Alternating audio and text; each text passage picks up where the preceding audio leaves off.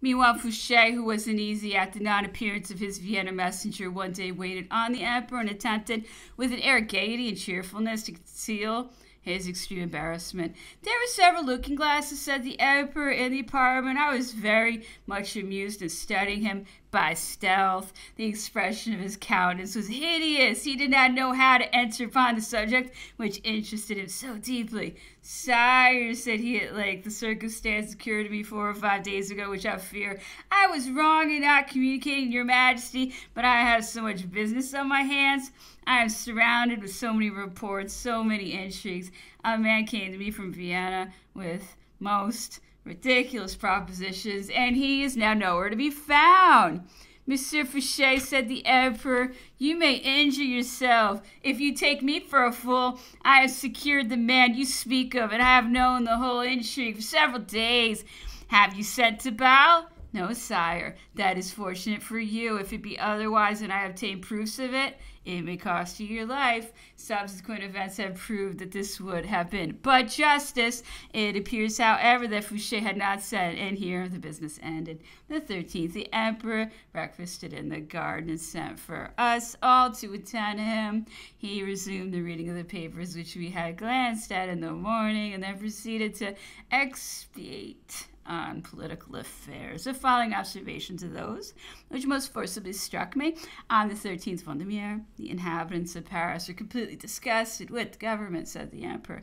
But the whole of the army, the great majority of the population, other departments, the lower class of citizens, and the peasantry remain attached to it. Thus the revolution triumphed over this grand attack of the counter-revolution, though it was only 4 or 5 years since the new principles had been promulgated. The most frightful and calamitous scenes had been witnessed, and a happier future was anticipated. But now how altered is the case! If the soldier in his barracks seek to while away the tedious hours in talking of battles, he cannot speak of Fontenoy or Prague, which he did not witness. He must speak of the victories of Marengo, Austerlitz, and Jena, of him who gained them, in short of me, whose fame fills every mouth and lives in every heart. Such a situation is unexampled in history. On whichever side it is viewed, nothing but misfortunes present themselves. What will be the result of this? 2 classes of people, inhabitants of the same soil, will become mortal irreconcilable enemies, will be the incessantly disputing, and will perhaps finally exterminate each other. The same fury will soon spread through Europe. The whole continent will be composed of 2 hostile parties. It will be no longer divided by nations and territories, but by party colors and opinions. Who can foresee the crisis, the duration, the details of so many troubles? The event cannot be doubtful. The present enlightened age will not retrograde in knowledge. How unfortunate was my fall! I had imprisoned the winds, but bayonets have released them. I could have proceeded tranquilly in the universal regeneration, which can henceforth be effected only amid storms. My object was to amalgamate. Others perhaps will extirpate. The 14th. The rainy weather had returned for 2 days. It had been miserably wet. Some vessels appeared in sight, and we learned by signals that they brought the new governor, Sir Hudson Lowe. The emperor was silent and melancholy during dinner. He was not well, and he retired very early. The 15th. About 12 o'clock in the morning, I received 4 letters from Europe, which rendered me as happy as I could possibly be at this place. I saw the emperor at 5 o'clock in the garden. He had taken advantage of an interval of fine weather. The rain had been pouring the whole of the day. I communicated to him the contents of my letters. All our party had received communications from Europe. They were delivered to us open, and they contained no news, but they proved that our friends still remembered us, and in our situation such an assurance was peculiarly gratifying.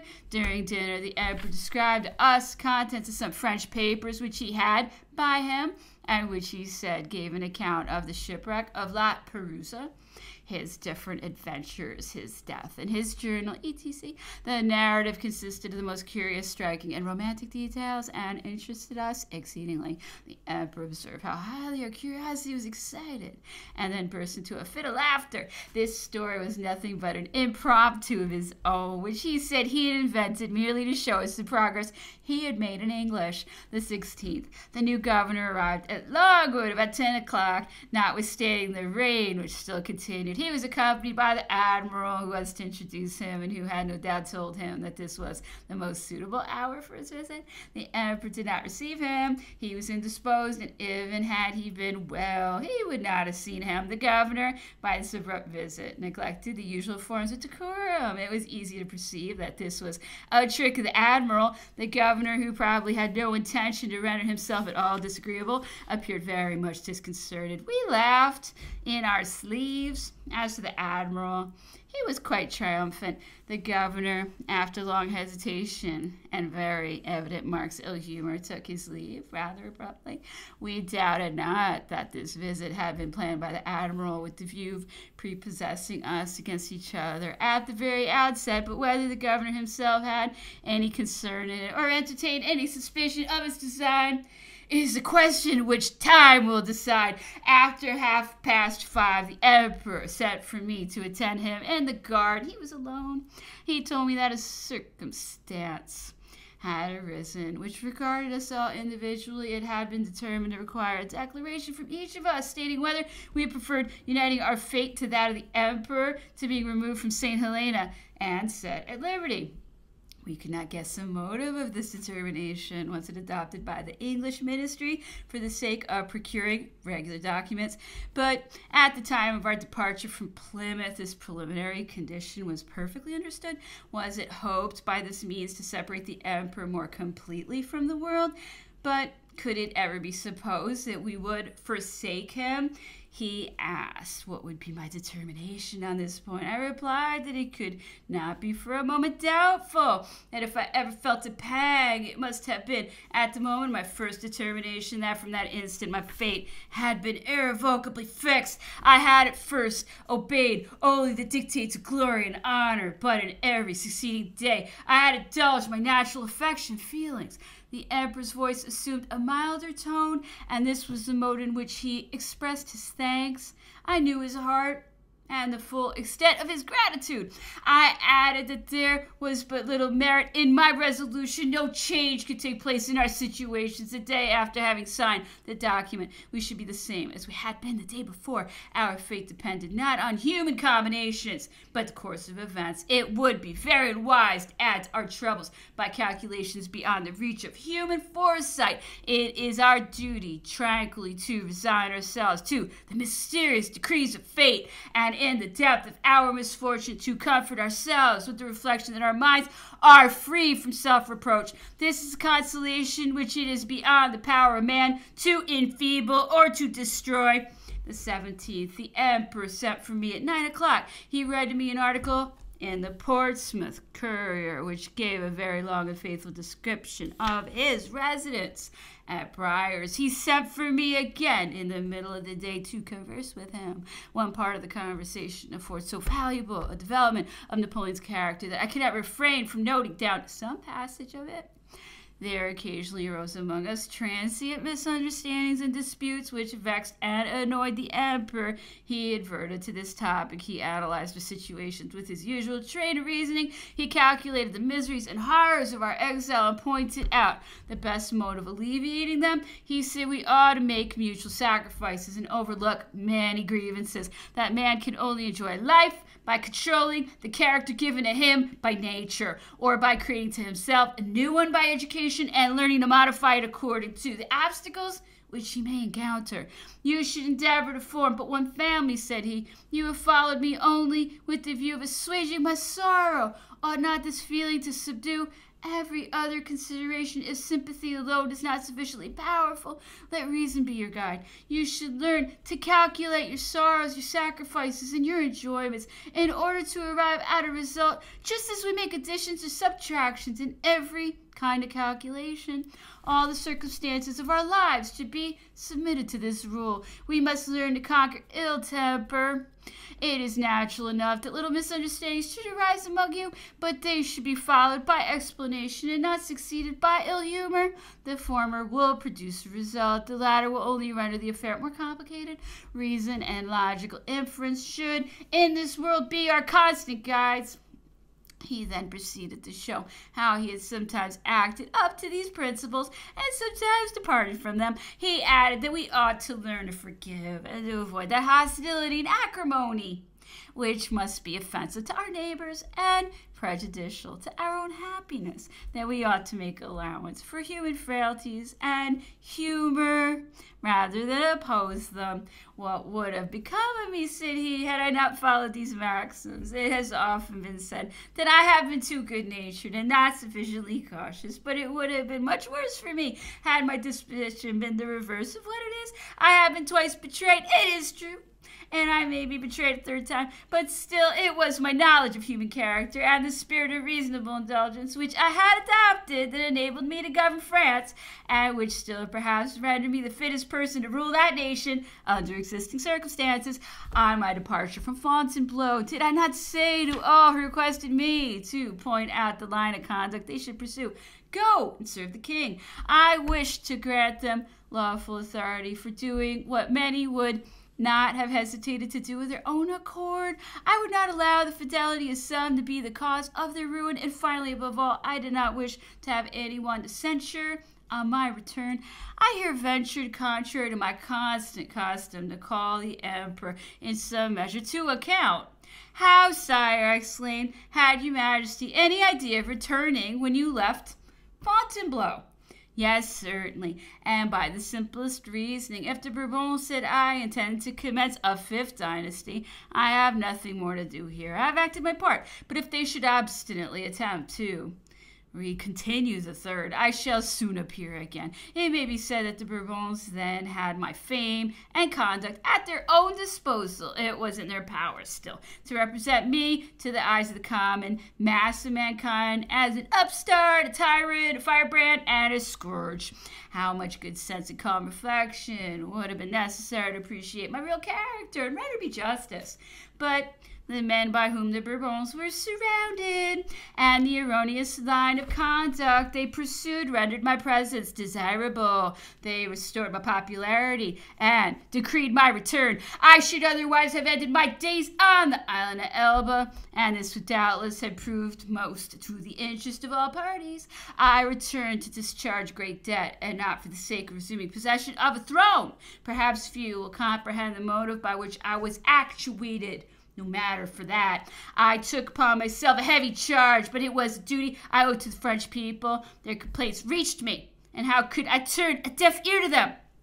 Upon the whole, my situation at the island of Elba was sufficiently enviable and agreeable. I should soon have created to myself a new kind of sovereignty. All that was most distinguished in Europe was about to pass in review before me. I should have presented a spectacle unknown in history, that of a monarch descended from his throne, beholding the civilized world defile before him. It may indeed be affirmed that the Allies would have removed me from my island, and I admit that this circumstance hastened my return. But had France been wisely governed, had the French people been content, my influence would have ended. I should henceforth have belonged only to history, and the cabinet of Vienna would have entertained no idea of deposing me.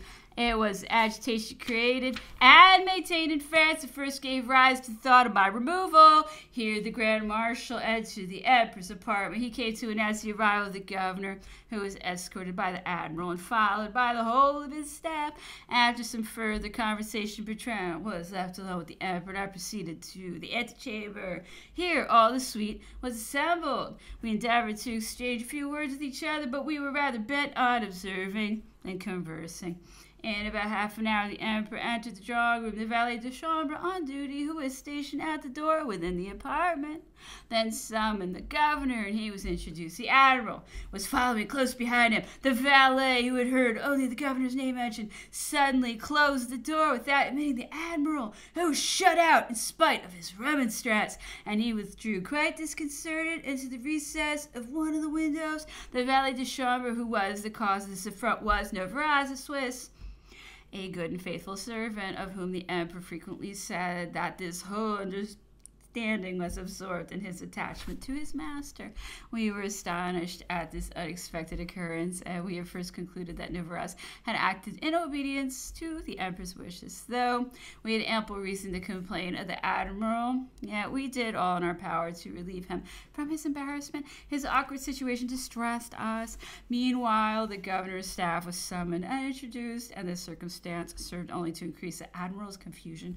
In about a quarter of an hour, the emperor took leave of his visitors. The governor came out of the drawing room, and the admiral eagerly advanced to meet him. They said a few words to each other with some degree of warmth, then took leave of us and departed. I joined the emperor in the garden, and our conversation turned on the admiral's discomfiture.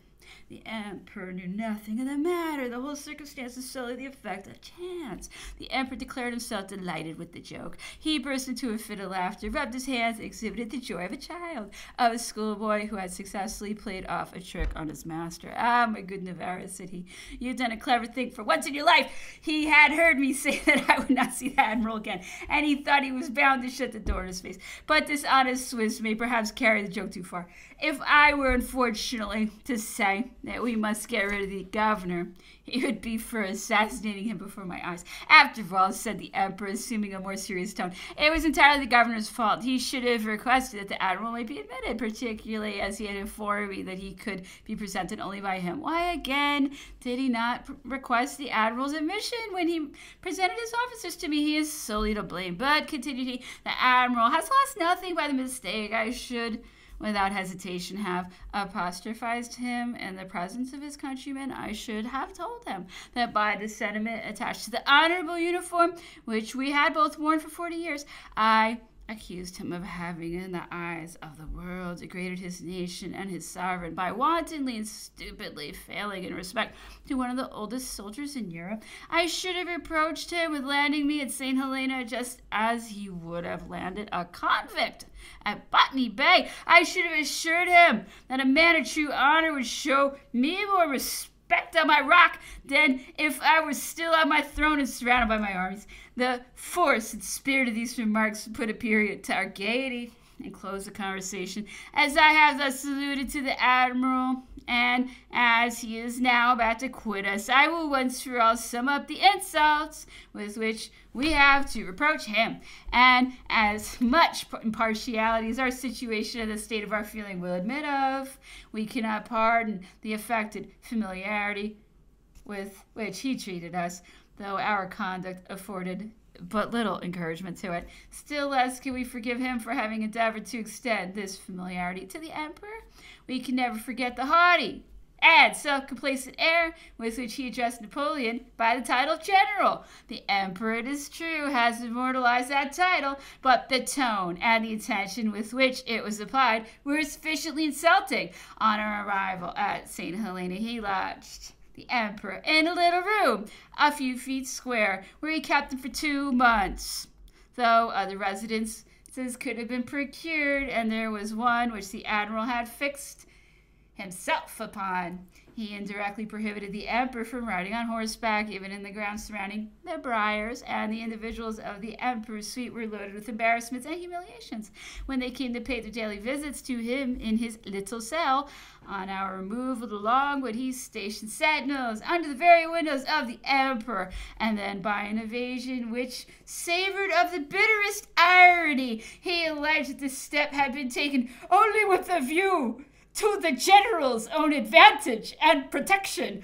He suffered no one to come near us without a note from him, and having thus placed us in close confinement, he declared that these arrangements had been made only to secure the emperor against importunity, and that he, the admiral, was merely acting the part of Grand Marshal. He gave up all and sent a written invitation to General Bonaparte, in the same manner as he did to every individual in the suite. He replied with the most unbecoming jeers to the notes of the Grand Marshal, who used the title of emperor, saying that he knew no emperor at the island of St. Helena, nor any such sovereign in Europe or elsewhere, who was not in his own dominions, he refused to forward a letter for the emperor to the Prince Regent unless it were delivered to him open, or he were permitted to read it. He even stifled the sentiments and expressions of respect which other individuals manifested to Napoleon. We were assured that he had put persons in inferior situations under arrest merely for having used the title of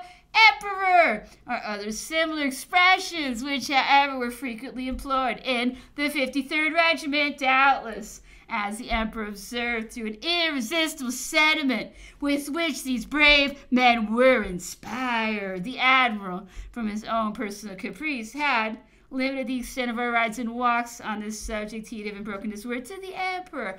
At a moment when he appeared somewhat inclined to make concessions, he had assured Napoleon that he was free to ride in all parts of the island without being annoyed even by the sight of the English officer appointed to guard him. But a few days after this, just as Napoleon was on the point of mounting his horse to ride out to breakfast in a shady spot at some distance from our residence, he found himself under the necessity of renouncing this little enjoyment. The officer declared that he must henceforth form one of the party and ride close to him. From that moment, the Emperor refused seeing the Admiral. The latter had moreover neglected the most ordinary forms of decorum, always fixing upon unsuitable hours for his own visits and directing strangers who arrived at the island to select the same unseasonable periods for visiting the Emperor. This was no doubt done with the view of preventing people from gaining access to Napoleon, who constantly refused to be seen.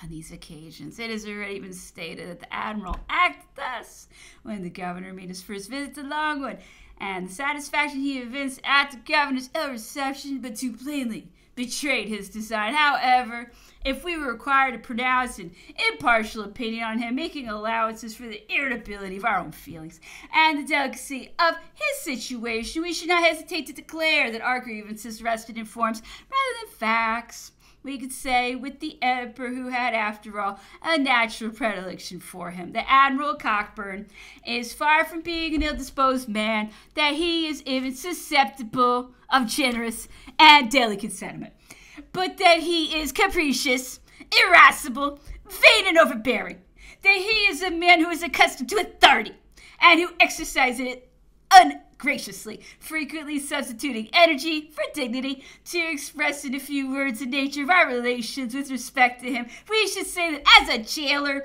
he was mild, humane, and generous, and that we have reason to be grateful to him. But then as a host, he was generally unpolite, often something worse, and that in this character we have cause to be displeased with him.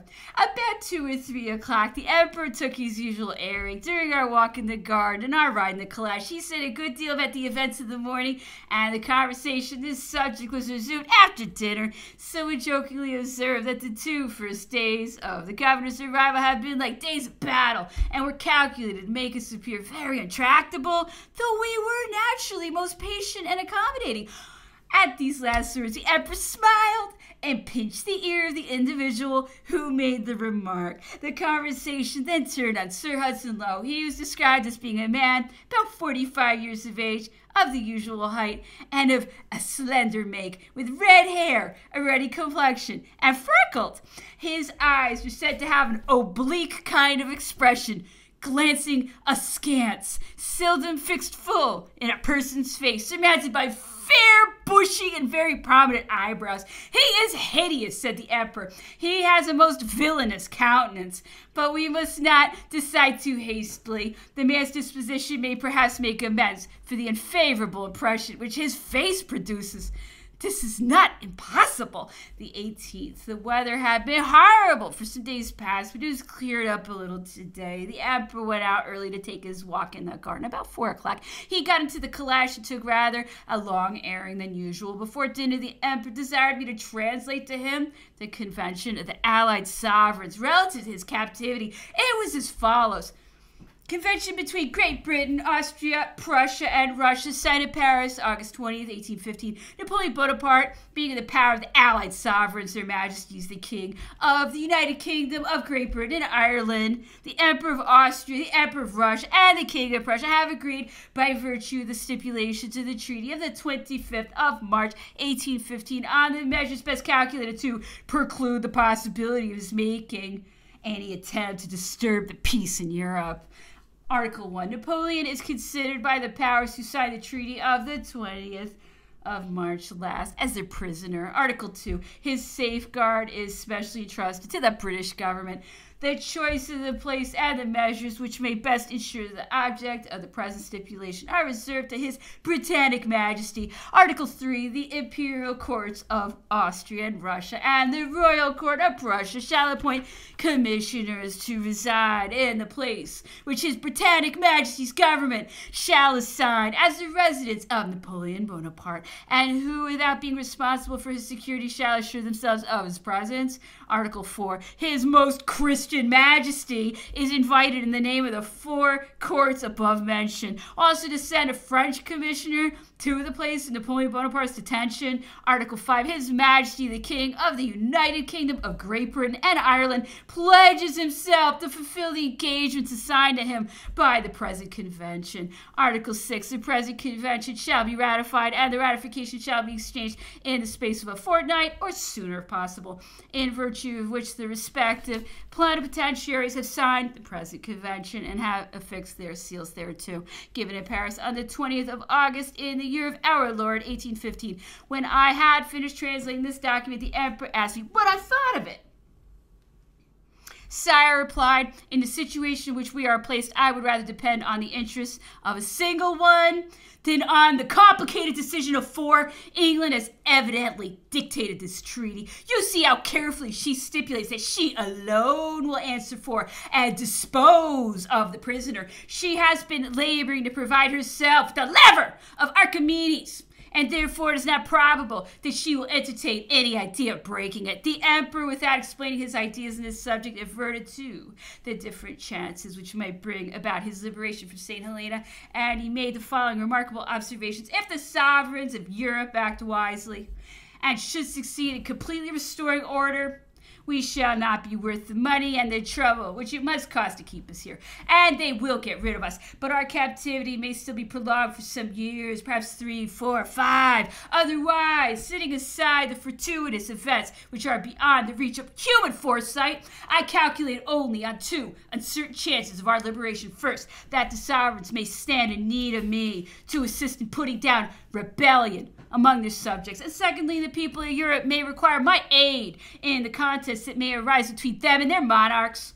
I am the natural arbiter and mediator in the immense conflict between the present and the past. I have always aspired to be the supreme judge in this cause. My administration at home and my diplomacy abroad all tended to this great end. The issue might have been brought about more easily and promptly, but fate ordained otherwise. Finally, there's a last chance, which perhaps is most probable of all. I may be wanted to check the power of Russians, for in less than 10 years, all Europe may perhaps be overrun with Cossacks, subject to republican government. Such, however, are the statesmen who brought about my overthrow. Then, reverting to the decision of the sovereigns respecting him, he observed it was difficult to account for the style of the document and the malignant spirit that pervaded it. The Emperor Francis, said he, is a pious sovereign, and I'm his son-in-law.